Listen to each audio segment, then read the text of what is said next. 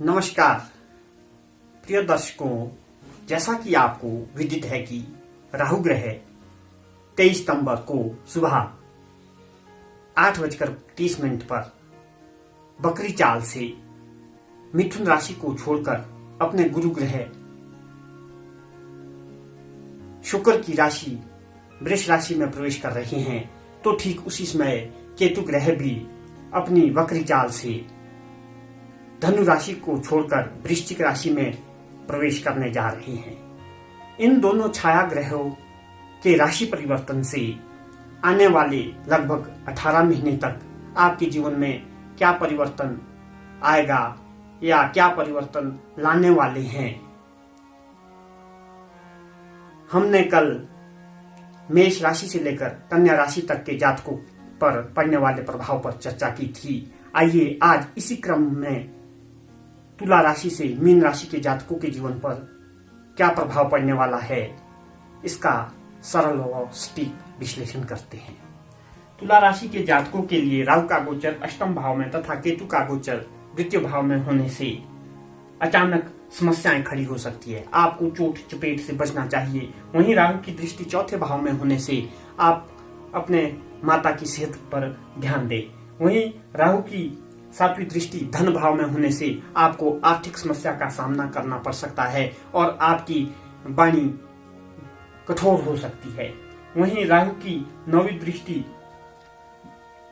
व्यय स्थान पर होने से खर्च की अधिकता बनी रहेगी। वहीं केतु की बात की जाए, केतु के द्वितीय भाव में गोचर से आपकी वाणी कठोर हो सकती है।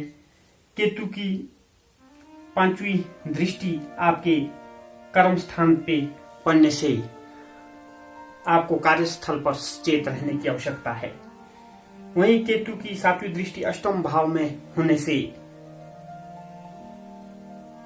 आप अगर किसी फील्ड में, रिसर्च की फील्ड में है तो आपको उसमें लाभ मिल सकता है।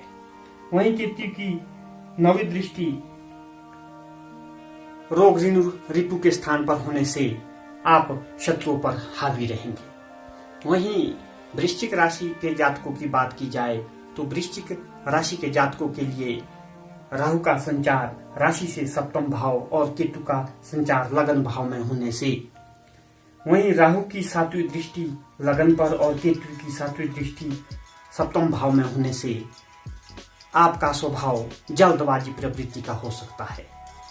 आप के अंदर क्रोध की मात्रा अधिक रहेगी। वहीं दाम्पत्य जीवन में अस्थिरता आ सकती है, अतः आपको अपने लाइफ पार्टनर के साथ मधुर संबंध रखने चाहिए। वहीं राहु की पांचवी दृष्टि पराक्रम स्थान पर होने से आपको जो आपने अब तक परिश्रम किया है उसका लाभ मिलने वाला है। वहीं राहु की नौवीं दृष्टि लाभ स्थान पर होने से आपके इनकम में इजाफा होने वाला है। वहीं केतु की पांचवी दृष्टि पंचम भाव में होने से अगर आप विद्यार्थी है तो आपको पढ़ाई में सफलता के योग मिलते हैं। वहीं केतु की नौवीं दृष्टि भाग्य भाव में होने से आपकी धर्म कर्म में रुचि बढ़ेगी, आपकी यात्रा के योग बनते हैं। हालांकि आजकल कोरोना काल है, इसमें यात्रा अभी तो पॉसिबल नहीं है, परंतु ये गोचर 1.5 साल तक है, तो इसमें आपको ये 1.5 साल तक आने वाले समय में यात्रा के योग बनाएगा।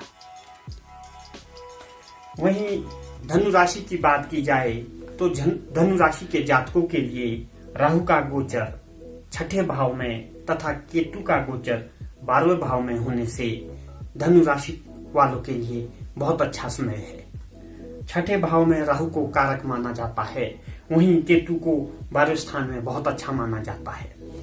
छठे भाव में राहु का गोचर रोग ऋण रिपु का दमन करने वाला होगा। अगर आप रोग से पीड़ित है तो उससे मुक्ति मिलने वाली है।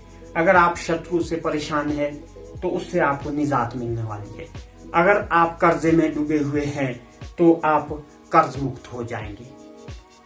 वहीं राहु की पांचवी दृष्टि धन भाव में होने से आपको धन का आगमन अच्छी तरह से होगा, आपकी आर्थिक उन्नति होगी। वहीं राहु की 12वें भाव में दृष्टि होने से जहां केतु पहले ही विद्यमान है, आपको कोर्ट कचहरी या कोई आपका मुकदमा चला हुआ है तो वो आपके फेवर में आ सकता है।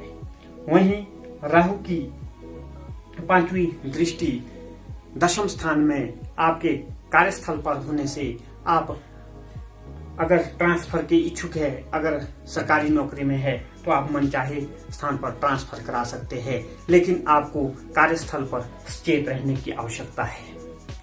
वहीं केतु की बात की जाए, केतु की 5वीं दृष्टि आपके 4थे भाव में होने से आपको माता की सेहत का ध्यान रखना चाहिए। अगर आप कोई प्रॉपर्टी लेना चाहते हैं या मकान लेना चाहते हैं या फ्लैट लेना चाहते हैं तो उसके लिए ये उपयुक्त समय है। केतु की 7वीं दृष्टि रोग ऋण रिपु 6ठे भाव में होने से आप शत्रु के ऊपर हावी रहेंगे। वहीं केतु की दृष्टि 8वें भाव में होने से आप अगर किसी रिसर्च की फील्ड में है तो वहां भी आपको लाभ मिलने के योग नजर आते हैं।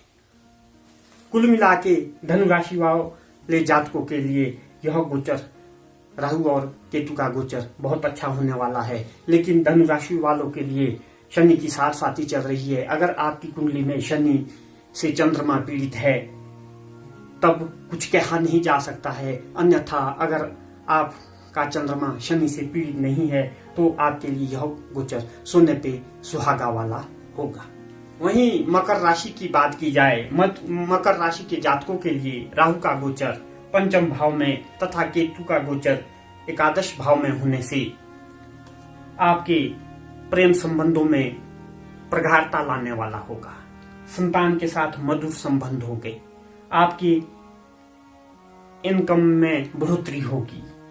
केतु की राहु की 5वीं दृष्टि लगन में होने से आपके व्यक्तित्व में निखार आएगा। राहु की 7वीं दृष्टि इनकम स्थान पे होने से आपके इनकम में बढ़ोतरी होगी। राहु की 9वीं दृष्टि भाग्य भाव में होने से आपको भाग्य का साथ मिलने वाला होगा। वहीं केतु की बात की जाए, केतु की 5वीं दृष्टि आपके 7वें भाव में होने से आपको जीवन साथी के साथ मधुर संबंध बनाकर चलना चाहिए। वहीं केतु की 5वें भाव में दृष्टि होने से संतान के साथ मधुर संबंध होंगे। केतु की पराक्रम भाव में दृष्टि होने से आपको परिश्रम का फल मिलने वाला है। कुल मिलाकर के मकर राशि के जातकों के लिए ये बहुत अच्छा समय है। वहीं कुंभ राशि के जातकों के लिए राहु का गोचर 4थे भाव में तथा केतु का गोचर 10वें भाव में होने से आपको अपने माता की सेहत पर ध्यान देना चाहिए। आपको अज्ञात भय हो सकता है, आपकी बेचैनी बढ़ सकती है, परिवार में क्लेश का वातावरण रह सकता है। अगर आप कोर्ट केस में उलझे हुए हैं तो आपको उसमें सफलता मिलेगी। आप शत्रुओं पर हावी रहेंगे। कुल मिलाकर के आपके लिए राहु और केतु का गोचर सफलता दिलाने वाला होगा। वहीं मीन राशि के जातकों के लिए राहु और केतु का गोचर, राहु का गोचर 3रे और केतु का गोचर 9वें भाव में होने से आपकी समझ ज्वलपन होगी। वहीं आपको परिश्रम का फल मिलेगा। राहु की 5वीं दृष्टि इनकम स्थान में होने से आपकी आर्थिक उन्नति होगी। राहु की 9वें भाव में दृष्टि होने से आपकी धर्म कर्म में रुचि बढ़ेगी, क्योंकि वहां पर पहले से ही केतु विद्यमान है। वहीं राहु की 9वीं दृष्टि 7वें भाव में होने से आपको अपने जीवन साथी के साथ या लाइफ पार्टनर के साथ मधुर संबंध बनाकर चलना होगा। वहीं केतु की बात की जाए, केतु की 5वीं दृष्टि पंचम संतान विद्या बुद्धि के स्थान पर होने से संतान की शिक्षा में वृद्धि करने वाली होगी। केतु की पराक्रम भाव में दृष्टि होने से आपको परिश्रम का उचित फल मिलेगा। केतु की 9वीं दृष्टि लगन पर होने से आपका उच्च स्तर के लोगों के साथ मेल जोल बढ़ेगा। कुल मिलाकर के मीन राशि के जातकों के लिए राहु और केतु का गोचर बहुत अच्छा रहने वाला है। तो मित्रों, ये था राहु और केतु के राशि परिवर्तन से 12 राशियों के जातकों पर क्या प्रभाव पड़ेगा। तो कुछ इस तरह से ही आज के कार्यक्रम को विराम देते हैं। नमस्कार।